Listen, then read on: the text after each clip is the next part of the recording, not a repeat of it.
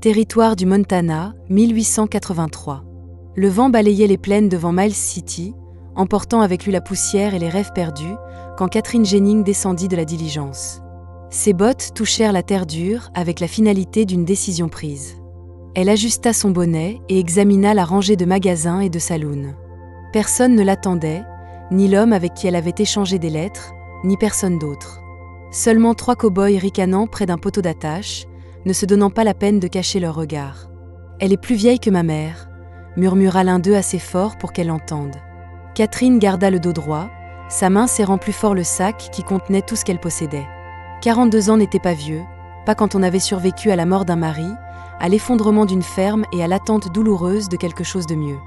Mais ici, dans une ville pleine d'hommes cherchant la jeunesse et les nouveaux départs, elle aurait aussi bien pu porter une pancarte disant « indésirable et oublié ». Le maître de poste, un homme nerveux nommé Harold, se racla la gorge derrière le comptoir quand elle entra. « Êtes-vous Catherine Jennings ?»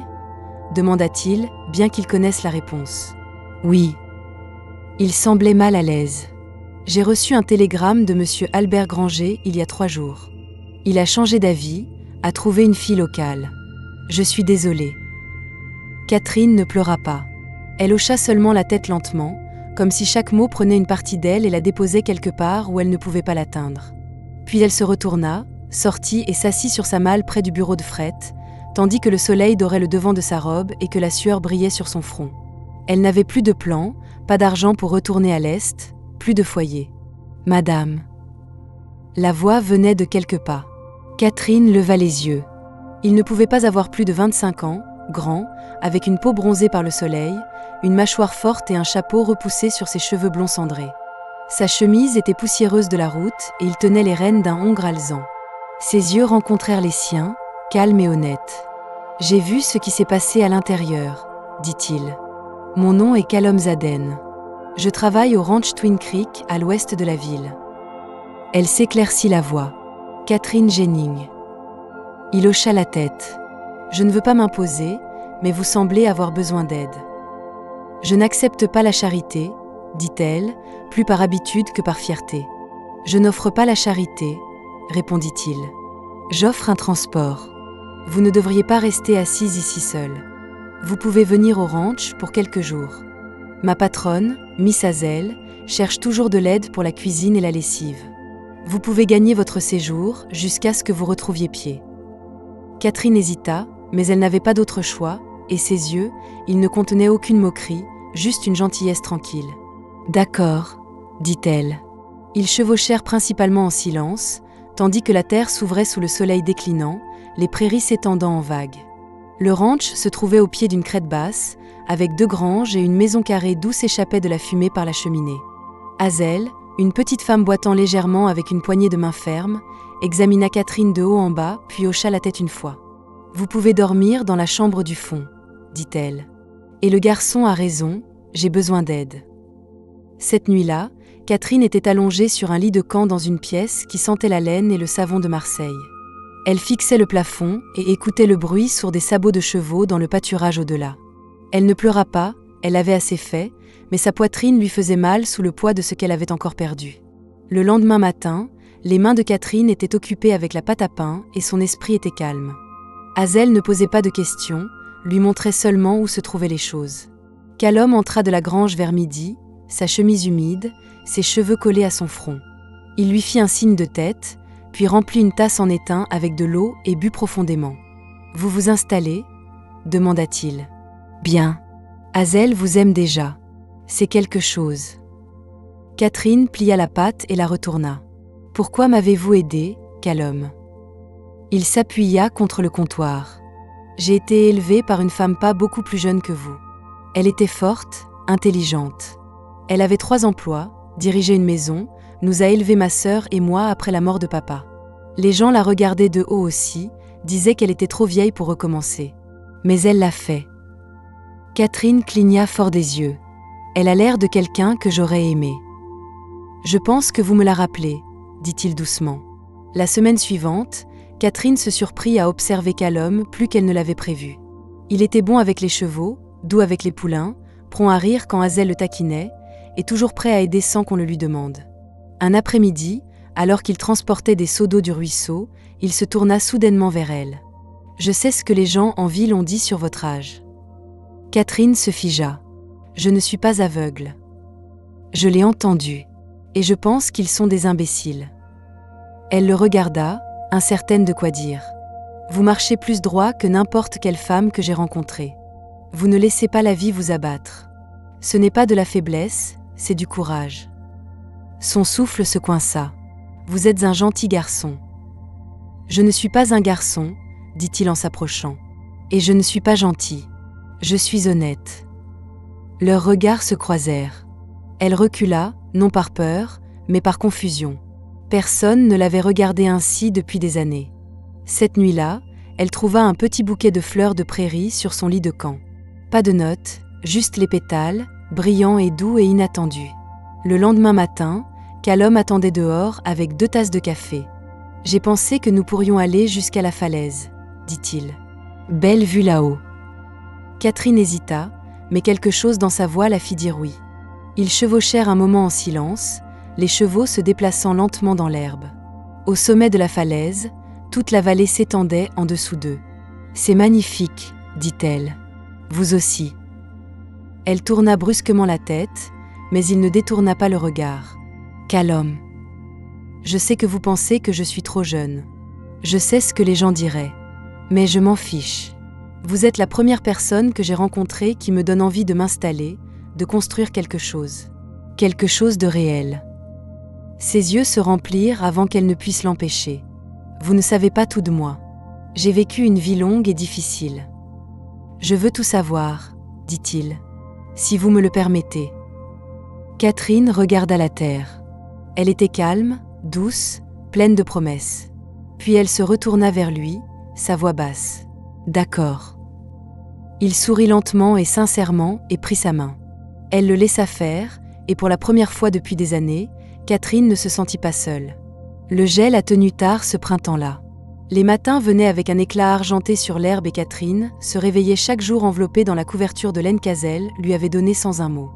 La vieille maison grinçait dans le vent, mais elle tenait bon, tout comme les gens à l'intérieur.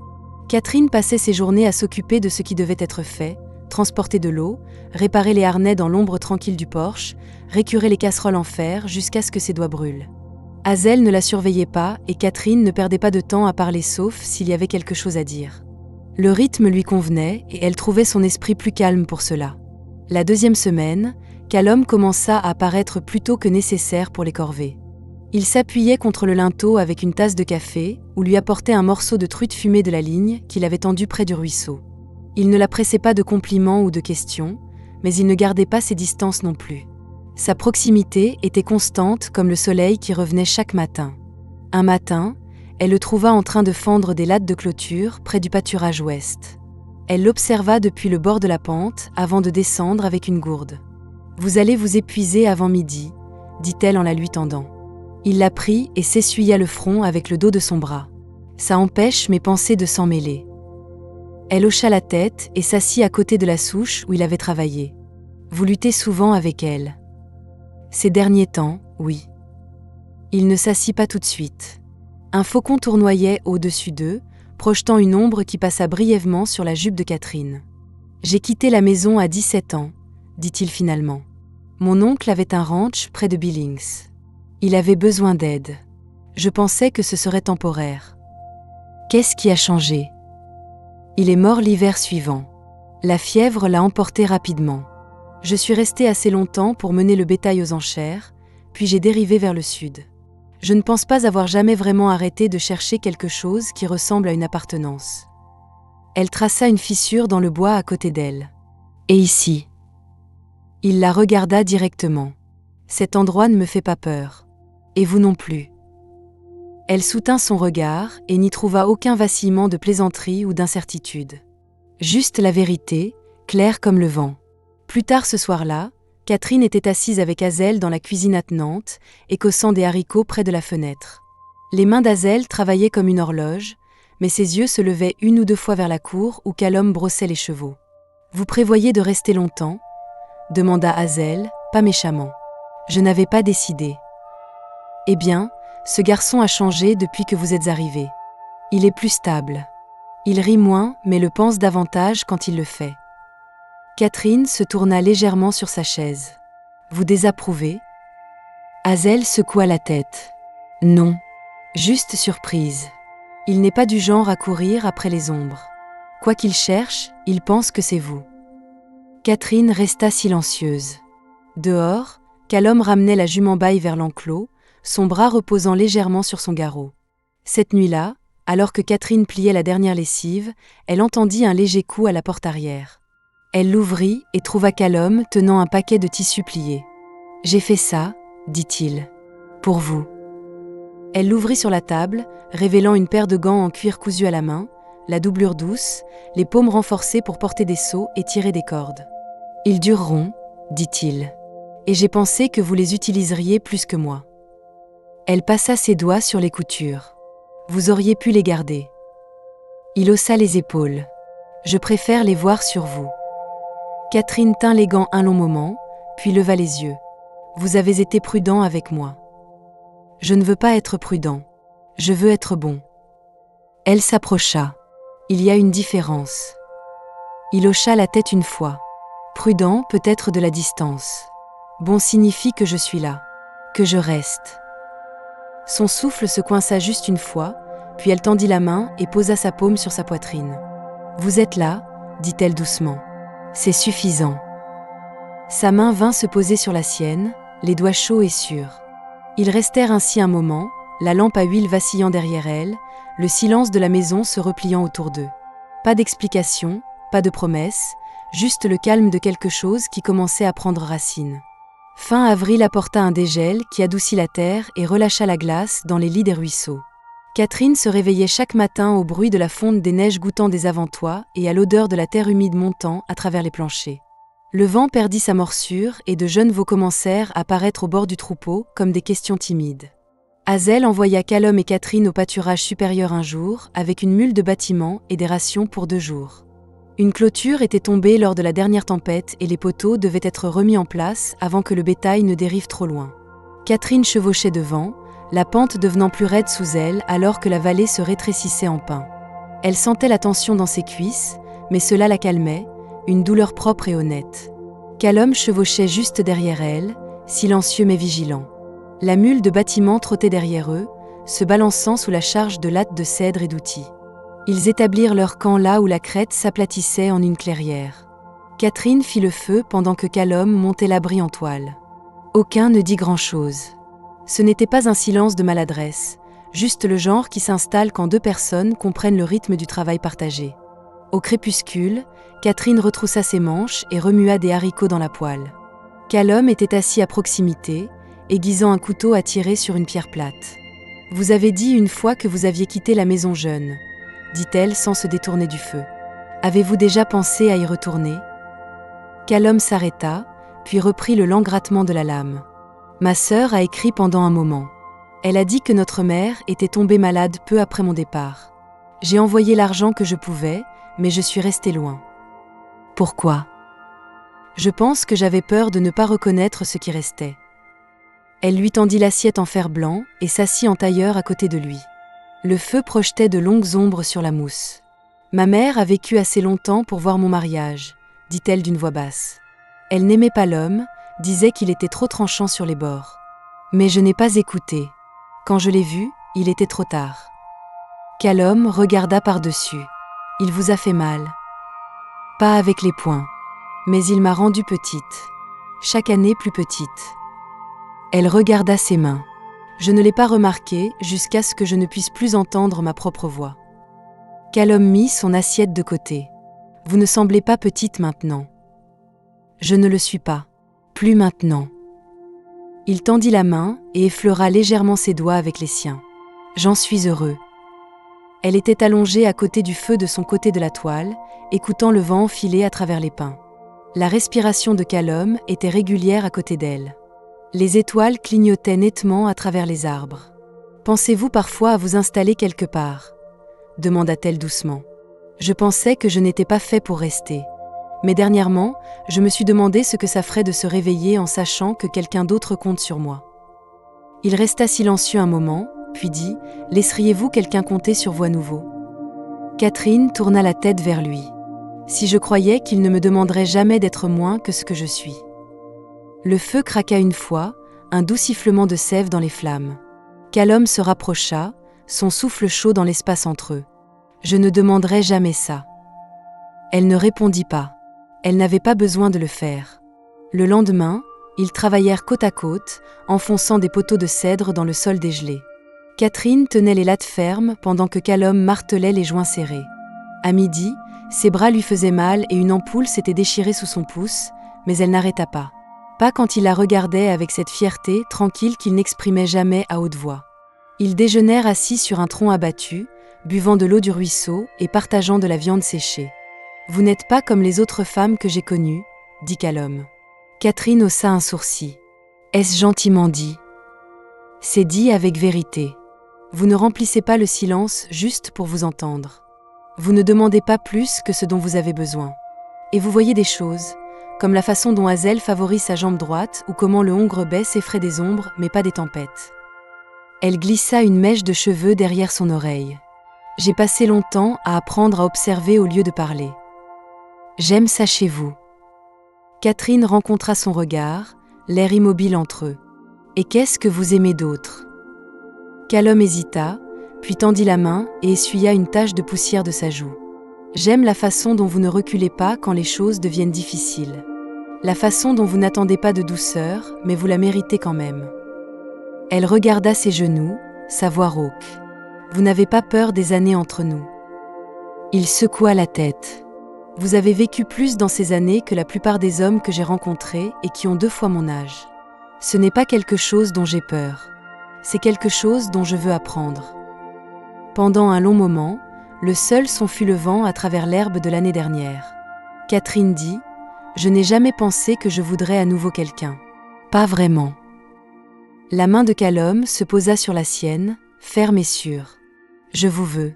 Ça ne changera pas. » Elle ne parla pas, mais ses doigts se refermèrent sur les siens. Ils finirent la clôture cet après-midi-là et rentrèrent tard le lendemain matin. Hazel les accueillit à la porte, examinant les nouvelles ampoules sur les mains de Catherine et la ligne bronzée sous le col de Callum. « Je suppose que les lattes sont en place, » dit-elle. « Elles le sont, » répondit Catherine. Hazel hocha la tête une fois. « Alors vous avez tous les 2 gagné votre souper. » Ce soir-là, quand Catherine sortit pour secouer l'eau de vaisselle, elle trouva Callum qui l'attendait près de l'enclos. Il ne parla pas, offrit simplement son bras. Elle le prit. Ils marchèrent vers le bord du pâturage où la terre descendait vers le ruisseau. Le ciel était de la couleur de la cendre et de la rose, la lune à peine un souffle de plaine. Catherine regarda vers l'horizon. « Je pense que je veux rester. » Callum se tourna vers elle. « Avec moi ? S'il veut de moi. » Il ne parla pas, se pencha simplement et l'embrassa, doux et sûr, comme un homme le fait quand il veut dire pour toujours. Et Catherine, qui avait autrefois cru que son cœur était trop usé pour de telles choses, se laissa croire que c'était possible aussi.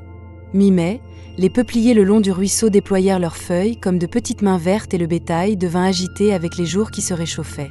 Catherine se tenait au bord de la cour un matin, regardant Callum et Hazel charger le chariot avec des sacs de nourriture et des blocs de sel. La poussière tourbillonnait en spirale basse autour de leurs bottes. Hazel regarda vers la maison. « Tu viens ?» Catherine descendit du porche. « Je viens. » Ils roulèrent vers l'est le long du sentier de la rivière, Callum aux rênes, Hazel coincée entre eux, mâchant un brin d'écorce de bouleau. Le chariot se balançait sur des ornières peu profondes et le soleil scintillait sur la quincaillerie rouillée au coin de la toile. Ils atteignirent une petite ferme avant midi, une cabane au toit incliné avec de la fumée sortant de la cheminée et quelques poules grattant dans la cour poussiéreuse. Une veuve nommée Madame Cray y vivait avec ses 2 garçons, et Hazel lui avait promis quelques sacs de nourriture en échange d'un ballot de calicot et d'un panier de pommes séchées. Pendant qu'Hazel marchandait avec la femme à l'intérieur, Catherine regardait le garçon aîné lutter pour réparer une roue de chariot. Il ne pouvait pas avoir plus de 12 ans, mais sa mâchoire était serrée et ses doigts rouges de l'effort. Callum s'approcha d'elle. « Ça me rappelle le garçon de ma sœur. Et c'est toujours de faire ce qui est destiné aux mains d'adultes. » Catherine hocha la tête. « Je pensais que les enfants ne devraient pas porter un tel poids. Puis j'ai appris que le monde n'attend personne pour devenir assez vieux. » Callum déplaça son poids, silencieux un moment. J'ai reçu une lettre la semaine dernière. De ma sœur. Catherine le regarda. Va-t-elle bien? Elle vit maintenant à Helena. Elle enseigne dans une école de mission. Ses garçons sont presque adultes. Elle a demandé si j'avais l'intention d'écrire à la maison. Qu'est-ce que vous lui avez dit? Je n'ai pas encore répondu. Catherine étudia les lignes au coin de sa bouche. Qu'est-ce qui vous fait hésiter? Il regarda vers la cabane. Je ne veux pas écrire jusqu'à ce que je sache de quoi j'écris. Je veux lui donner quelque chose de réel. Plus que des miles et de la poussière. Catherine prit son bras. Alors attendez que les mots soient prêts. Ce soir-là, de retour au ranch, Hazel sortit une boîte en cèdre de sous son lit et la tendit à Catherine. J'ai gardé ça pour le moment où ça semblerait juste. À l'intérieur se trouvait un ensemble de livres usés, leurs pages adoucies par des années de manipulation, et un carré plié de mousseline bleue. J'ai été mariée une fois, dit Hazel, sa voix sèche comme du savon de lessive. Brièvement. Il m'a donné ceci avant de partir à la guerre. Il n'est jamais revenu. Je les ai gardés, pensant que je saurais quand quelqu'un d'autre pourrait utiliser un début. Catherine passa sa main sur le tissu. Je ne sais pas quoi dire. Ne dites rien. Utilisez-le simplement. Cette nuit-là, Catherine était assise sous la fenêtre ouverte avec l'un des livres en équilibre sur ses genoux. Callum la rejoignit après que les lampes furent soufflées, essuyant le foin de ses manches. « J'ai réfléchi, dit-il, à propos de l'ajout d'une deuxième pièce à la maison. Hazel a ce vieux bois empilé derrière la grange et je pense qu'il est temps que nous créions quelque chose qui nous appartienne. » Catherine leva les yeux. « Êtes-vous sûre ?» Il s'agenouilla à côté d'elle et prit sa main. « Je n'ai jamais été plus sûre. » Elle ferma le livre et laissa ses doigts s'entrelacer avec les siens. « Alors faisons-le. Mais je veux aider. Chaque clou, chaque planche. Je ne voudrais pas qu'il en soit autrement. » Le lendemain matin, ils commencèrent. Callum mesura les poteaux pendant que Catherine marquait les poutres avec un morceau de charbon et une ficelle. Hazel regardait depuis le porche, les mains lâchement pliées sur ses genoux, ne disant rien mais offrant du café quand le soleil atteignit son apogée. Le troisième jour, le cadre était debout, rugueux mais solide. Catherine recula et laissa ses yeux tracer les lignes. Comment il penchait légèrement vers l'est, comment la lumière du matin accrochait sur le bois neuf. Callum s'approcha d'elle. « Ce n'est pas encore grand-chose. C'est plus que je pensais jamais avoir à nouveau. » Il frôla son épaule de ses jointures. « Je veux vous demander quelque chose. » Elle se tourna vers lui, attendant. « Je veux rendre cela réel. Pas seulement la pièce. Nous. » Son cœur s'arrêta, non pas de surprise, mais dans la justesse tranquille du moment. « Oui, » dit-elle avant qu'il ne puisse dire plus. « Vous n'avez pas besoin de demander à nouveau. » Il laissa échapper un souffle qu'il ne savait pas qu'il retenait et l'attira près de lui. Ils restèrent ainsi longtemps, l'odeur de la sueur et de l'herbe de printemps montant autour d'eux. Deux personnes, fermes sur leurs pieds, sans rien d'emprunté et sans rien de dû. Ils avaient construit quelque chose de leurs propres mains et ils continueraient à construire, pièce par pièce, jusqu'à ce que le travail soit fait. Et quand ce serait fini, ils y vivraient, ensemble, complètement, honnêtement et en paix. En juin, la nouvelle pièce était terminée, ses murs scellés avec de la boue et de la paille, les chevrons fermes et secs. Catherine avait cousu des rideaux simples à partir de sacs de farine et Callum avait sculpté une petite étagère pour ses livres, ponçant les bords jusqu'à ce qu'ils se sentent comme des pierres de rivière dans ses mains. Elle n'avait jamais eu un espace à elle qui l'accueillait sans condition. Maintenant, elle franchissait son seuil chaque soir avec quelque chose de chaud qui s'installait dans sa poitrine. Ils dormaient côte à côte sur un matelas de paille que Catherine avait cousu à partir de coutis et rempli d'herbes de seigle fraîche.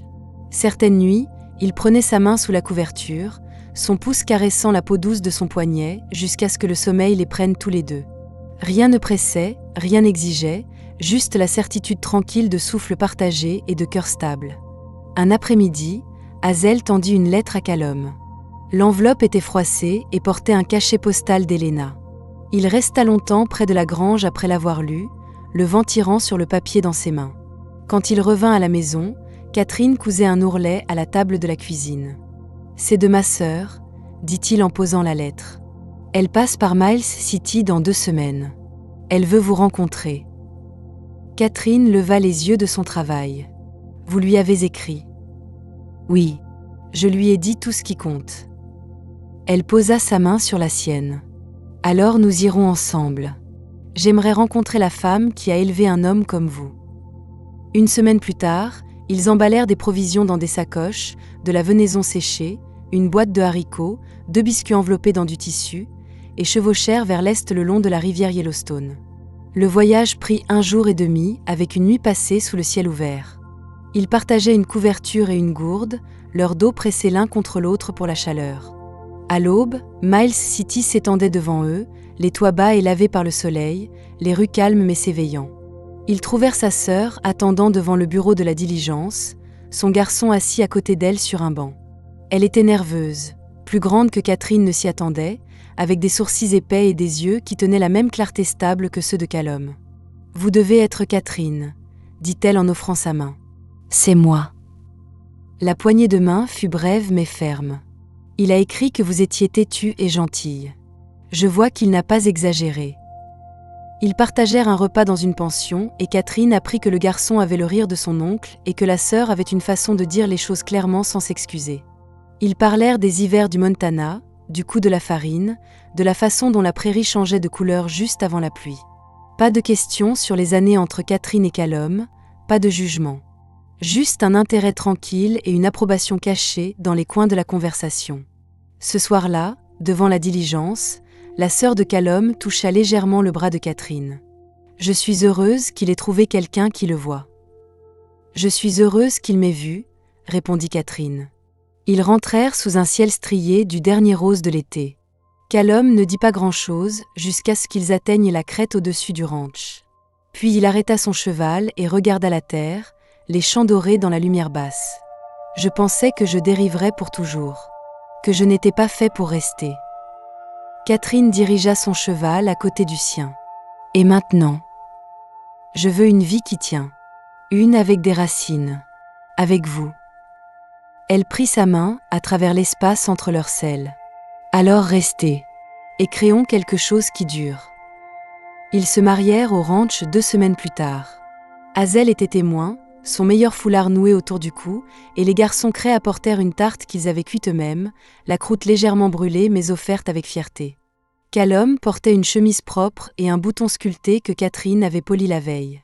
Elle portait la mousseline qu'Hazel avait gardée pliée serrée et un morceau de ruban bleu que Callum avait échangé en ville. Il n'y avait pas de vœux au-delà de ceux qu'ils vivaient déjà, travail partagé, confiance tranquille et la promesse de présence. Il l'embrassa sous le peuplier et le vent souleva ses cheveux juste assez pour la faire rire. Les années passèrent. La maison grandit d'une autre pièce, puis d'un garde-manger attenant, puis d'un porche où Callum construisit un fauteuil à bascule pour que ses mains s'y reposent après le souper.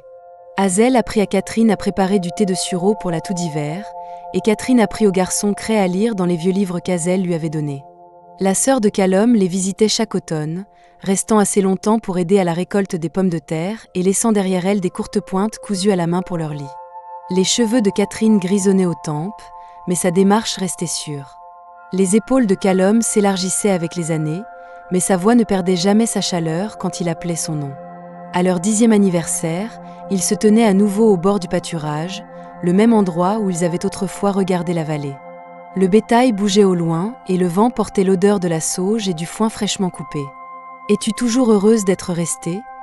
demanda-t-elle, ses doigts entrelacés avec les siens. « Chaque jour, » dit-il. Et tandis que le soleil se couchait derrière les collines, ils retournèrent vers la maison qu'ils avaient construite, 2 ombres se déplaçant comme une seule à travers l'herbe.